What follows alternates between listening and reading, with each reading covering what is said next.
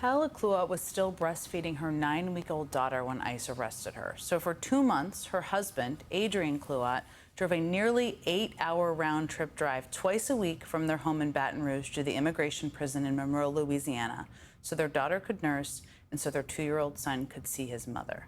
Paola is one of the many, many immigrants who believed they were following all of the rules, trying to gain citizenship legally, only to get caught up in the cruel dragnet of the Trump administration's immigration crackdown. Adrian Cluat is a Marine veteran. He served this country for 5 years, serving in places like Korea and Japan and California, where he met Paola. The couple got married last year and started the process to get Paola a green card. Paola was brought to the U.S. from Mexico by her mother when she was just 14 years old, and at the time, she was granted protection under the asylum system. But in the years that followed, she became estranged from her mother. So when her mother missed an immigration hearing in 2018, Paola didn't know about it. She only found out that her mother missed that hearing last year, after she was married, when she was trying to apply for a green card. Now, days before a green card appointment in May, Paola learned that because her mother had missed that hearing back in 2018, that meant she, as in Paola, was subject to a deportation order. That made her understandably nervous, but she was still hopeful. She was married to a U.S. Marine veteran, after all. So the couple went to the green card appointment anyway.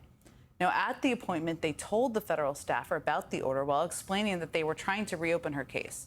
The staffer then asked Paola and Adrian to wait in the lobby for some paperwork for a follow-up appointment, which Adrian now believes was a ploy.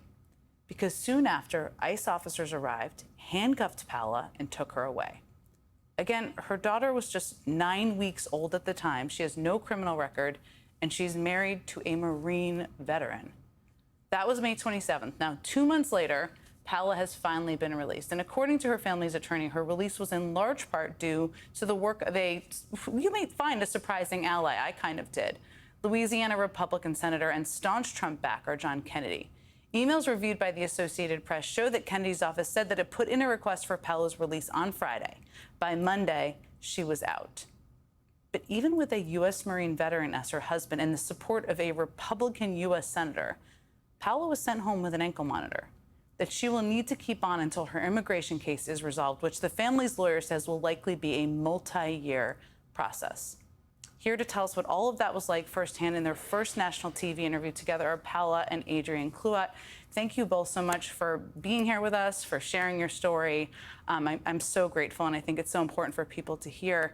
First of all, Paola, let me ask both of you, actually. How are you doing? How are your kids doing? I'm a mom, too. My kids are a little bit older, but how are you all doing? We're doing great. I'm excited to have her home. I know she's happy to be home with the kids. Yeah, I'm happy to be back home with my kids and with my husband. I bet you are, and I bet you they're very happy to be home with you, too. That 2-year-old boy now, I'm sure, is very happy. Adrian, for people to understand, I tried to tell some of the story of what you have been through for the last 2 months. Your kids are so young. But how did you explain to your 2-year-old? I know he missed his mom. And is there anything I missed about your story and what you went through over the last 2 months in terms of trying to help the kids see their mom and help them understand what was happening? No, I think you were very accurate. And as far as informing my son what was happening, it's more or less just mom's going to be home soon. I mean, he's too young to understand what exactly is happening. And I don't want him to grow up thinking, oh, my mom, is in jail or something like that. So I just tried to keep hope alive. And I took him to visit her as well. Let me ask you, too, Adrian, you described the end of Paola's green card hearing in May as a ploy. I just mentioned this, and we're seeing stories like this, unfortunately, all across the country. Can you help us, can you expand a little bit more on how that played out so people watching can understand? Yeah, we went in for the 2 interviews. One is to verify that our marriage is legitimate, and the other one is the actual approval for a green card. And they decided our marriage is legitimate. And then during the next interview, they asked if we had a removal order, which we just found out about a week prior. And so, of course, we were honest about it because I feel like lying would have hurt us more. I'm sorry. And then the guy went to go talk to his supervisor, came back, completed the interview, told us we did great, and to wait in the lobby for paperwork regarding our next appointment, where we were met by the ICE agents. It's incredibly important for people to hear that's how it went down. It's unbelievable in this country that this is what is happening. Let me ask you, Paula, and thank you both again so much for sharing your story. I know it's probably not easy to do, and I'm incredibly grateful. You were in this detention center for 2 months. What was it like in there? Who else was in there with you? It is hard. It's difficult. Being, it's like prison, being detained, it's away from your family, from your kids, your husband. It is hard. And, like they have a lot of rules in the detention, a lot of rules, like it is good guards and is a bad one still. And that's, detention center is not like use people like without criminal record. They have like people with criminal record and people without criminal record all together. So it's all very mixed different. all mixed together, staying together. Yes. What were the conditions like? I mean, did you have a place to sleep? Did you have food to eat? What else can you tell us about what it was like in there? It's breakfast at 4 a.m., lunch 10 a.m., dinner 4 p.m. Yes, we have bunket beds, but they are like in this kind of jail prison bunket beds, like whereas the mattress is like this thin, like small. Yes, we do have blankets, but it's like 2 blankets only. And they give us like two uniforms, and they give you 1 pair of sweatpants and sweater. Used to be there.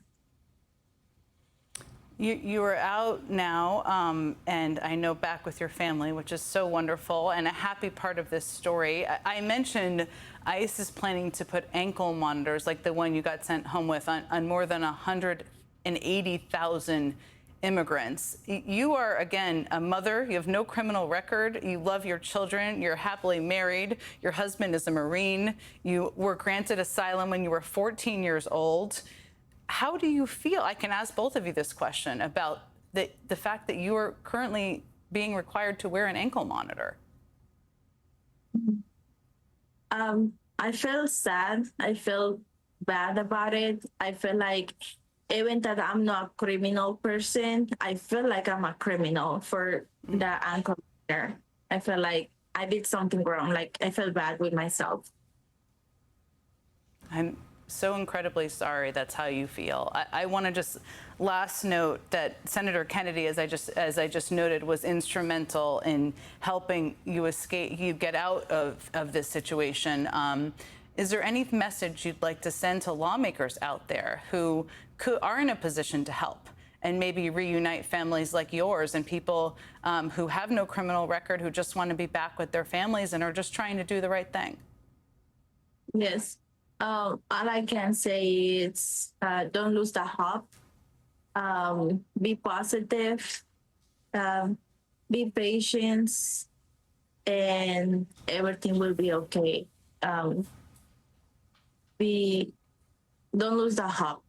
If you have kids, like think about your kids, that you will be okay. I don't know how both of you. Oh, go ahead, Ryan. Go ahead, Adrian. Go ahead. As lawmakers, there needs to be just a modicum of discretion used at the lower echelon.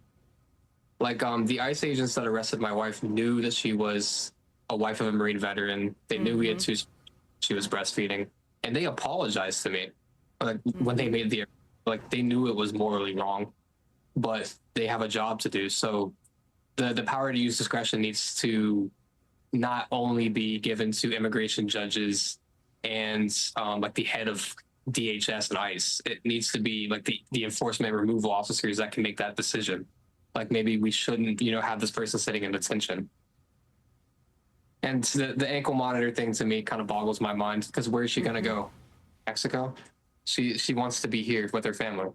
She's going to be here in the United States. She's here with me. But it is what it is. I'm just happy to have her home. Paola and Adrian, I don't know how you both have so much light still coming out of you, and you're so courageous in sharing your story. I'm so happy you're together. I'm sure everybody watching is so happy you're back together. Thank you so much, both of you, for sharing your story with us and for being with us tonight.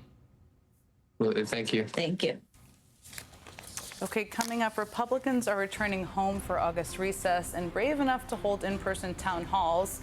Those who are hearing directly from voters what they think of the Trump agenda. It's not good. 2 Wisconsin Democrats who've launched their own town hall offensives join me to discuss right after the break.